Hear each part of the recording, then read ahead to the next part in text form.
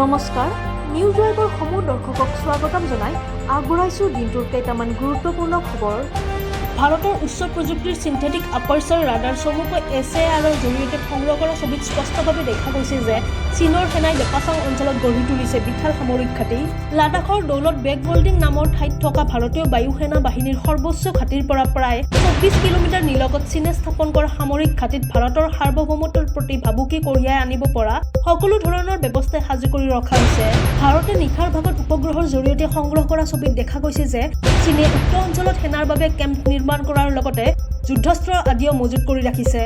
ডেপচাঙত চীনৰ এনে সামৰিক সজ্জাৰ বিষয়টোক লৈ এতিয়া গভীৰ উদ্বেগ ব্যক্ত কৰিছে ভাৰত চৰকাৰে।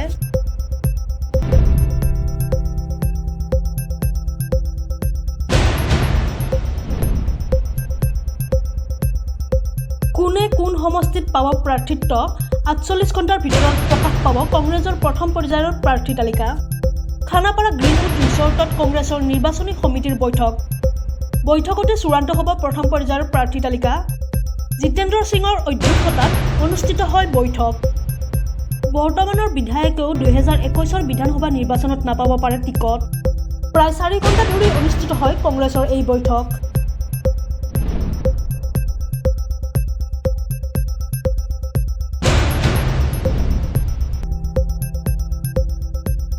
নিৰ্বাচন জিলাৰ অন্তৰ্গত ধুবুৰী, গৌৰীপুৰ আৰু গোলকগঞ্জ বিধানসভা সমষ্টিৰ ভোটাৰ ৰাইজৰ সুবিধাৰ বাবে প্ৰশাসনে স্থাপন কৰিছে অভিযোগ নিৰীক্ষণ কেন্দ্ৰ। জিলা নিৰ্বাচন বিষয়া তথা জিলা উপায়ুক্ত দেৱকুমাৰ কলিতাই সদৰি কৰা মতে ভোটাৰ ৰাইজে বিধানসভা নিৰ্বাচনৰ সৈতে সম্পৰ্কিত যিকোনো অভিযোগ টোল ফ্ৰী নম্বৰ 1950 অথবা 1077 আৰু 03662231149 নম্বৰলৈ ফোন কৰি জনাব পাৰিব। ৰাইজক এই সুবিধা গ্ৰহণ কৰি সকলোৰে অংশগ্ৰহণেৰে এক স্বচ্ছ আৰু নিকা নিৰ্বাচন অনুষ্ঠিত কৰাত সহযোগ কৰিবলৈ নিৰ্বাচন বিষয়া পাৰ্থপ্ৰতিম বৰ্মনে আহ্বান জনাইছে।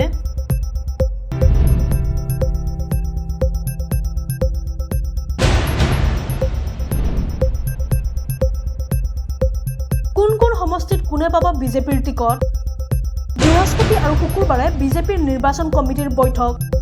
ভাগ ল'ব প্ৰধানমন্ত্ৰী নৰেন্দ্ৰ মোদীয়েও। বুধবাৰে আসন ভাগ বটোৱাৰাক লৈ নতুন দিল্লীস্থিত গৃহমন্ত্ৰী অমিত শ্বাহৰ বৈঠকত অনুষ্ঠিত হৈছে এখন বৈঠক। বৈঠকত উপস্থিত আছে মুখ্যমন্ত্ৰী সৰ্বানন্দ সোণোৱালকে ধৰি মন্ত্ৰী হিমন্ত বিশ্ব শৰ্মা, ৰাজ্যিক বিজেপিৰ সভাপতি ৰঞ্জিত দাসৰ লগতে কেইবাজনো শীৰ্ষস্থানীয় নেতা। বৈঠকত উপস্থিত আছে মিত্ৰদল অসম গণ পৰিষদ আৰু UPPLৰ প্ৰতিনিধি। আজিৰ এই বৈঠকতে বিজেপিয়ে প্ৰতিদ্বন্দ্বিতা কৰিবলগীয়া সমষ্টি চূড়ান্ত হ'ব বুলি আশা কৰা হৈছে।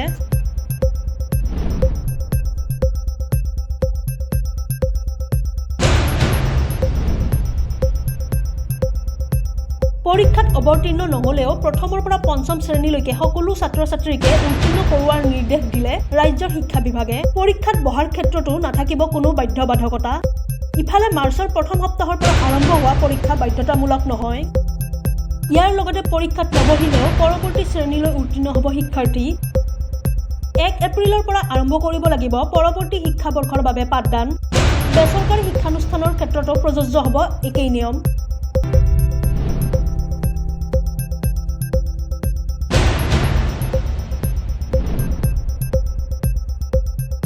অখিল গগৈৰে মতানৈক্য, ৰাইজৰ দলৰ উপদেষ্টা পদৰ পৰা পদত্যাগ ডক্টৰ হীৰেন গোহাঁইৰ।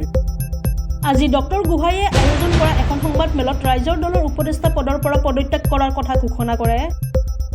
কালি কাৰাৰুদ্ধ কৃষক নেতা অখিল গগৈয়ে AIUDF থাকিলে কংগ্ৰেছ মহাজোঁটৰ সৈতে মিত্ৰ সম্ভৱ নহয় বুলি এখন পত্ৰযোগে ব্যক্ত কৰাৰ পিছতে আজি দলটোৰ উপদেষ্টা হীৰেন গোহাঁইয়ে পদত্যাগ কৰে। অখিল গগৈৰ মতৰ সৈতে তেওঁৰ মতৰ অমিল হোৱাৰ বাবেই ৰাইজৰ দলৰ উপদেষ্টা পদৰ পৰা পদত্যাগ কৰা বুলি ডক্টৰ হীৰেন গোহাঁইয়ে প্ৰকাশ কৰে।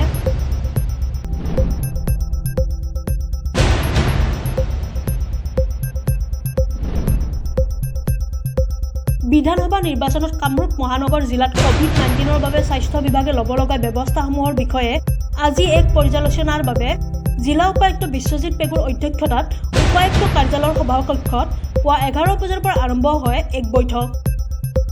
এই বৈঠকত জিলা প্ৰশাসন, গুৱাহাটী পৌৰ নিগম আৰু স্বাস্থ্য বিভাগৰ প্ৰতিনিধিসকল উপস্থিত থাকে। এই বৈঠকত COVID-19ৰ বাবে ল'ব লগা প্ৰয়োজনীয় সাৱধানতা ভোটগ্ৰহণ কেন্দ্ৰত জৈৱ চিকিৎসা বৰ্জিত সামগ্ৰী নিষ্কাশনৰ ব্যৱস্থা কৰা আৰু সকলো প্ৰশিক্ষণ কেন্দ্ৰ আৰু ভোটগ্ৰহণ কেন্দ্ৰত ভোটদানৰ আগত আৰু পাছত 1% ছডিয়াম হাইপ'ক্লৰাইডযুক্ত মিশ্ৰণেৰে চেনিটাইজ কৰাৰ বিষয়ে সিদ্ধান্ত লোৱা হয়।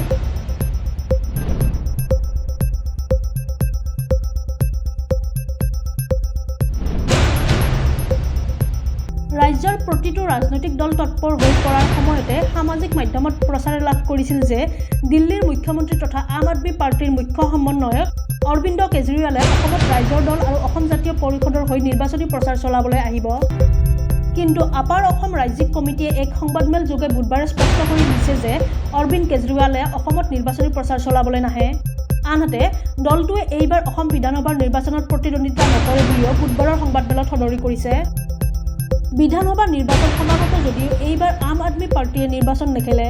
দিছপুৰ প্ৰেছ ক্লাবত সম্বোধন কৰা সংবাদমেলত এইদৰে কয় আপাৰ অসম ৰাজ্যিক সমন্বয়ক ডক্টৰ ভৱেন চৌধুৰীয়ে। ইপিনে আঞ্চলিক দলসমূহে কা বিৰোধিতা কৰি চৰকাৰ গঠন কৰিলেও কা বাতিল কৰিব নোৱাৰে বুলি ডক্টৰ চৌধুৰীয়ে দাবী কৰে।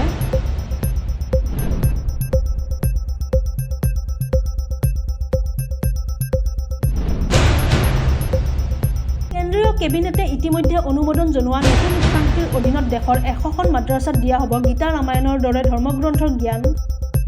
National institute of open schooling চমুকৈ NIOSৰ অধীনস্থ মাদ্ৰাছাসমূহত আৰম্ভ কৰা হ'ব গীতা ৰামায়ণৰ জ্ঞান প্ৰদানৰ প্ৰক্ৰিয়া। NIOSৰ অধ্যক্ষ সৰোজ শৰ্মাই প্ৰকাশ কৰা মতে মাদ্ৰাছাৰ 3য়, 5ম আৰু 8ম শ্ৰেণীৰ পাঠ্যক্ৰমত গীতা ৰামায়ণৰ শিক্ষা প্ৰদান কৰা হ'ব।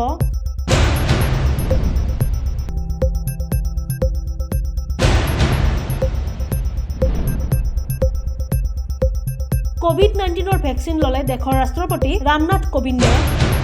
দিল্লীৰ RR হস্পিটেলত ল'লে এই ভেকচিনৰ প্ৰথমটো ড'জ গ্ৰহণ কৰিলে ৰাষ্ট্ৰপতিগৰাকীয়েও। উল্লেখযোগ্য যে দেশত বৰ্তমান দ্বিতীয় পৰ্যায়ৰ COVID-19ৰ ভেকচিন প্ৰদান প্ৰক্ৰিয়া অব্যাহত আছে। এইখিনিয়ে আছিল আজিৰ দিনটোৰ গুৰুত্বপূৰ্ণ খবৰ। ধন্যবাদ।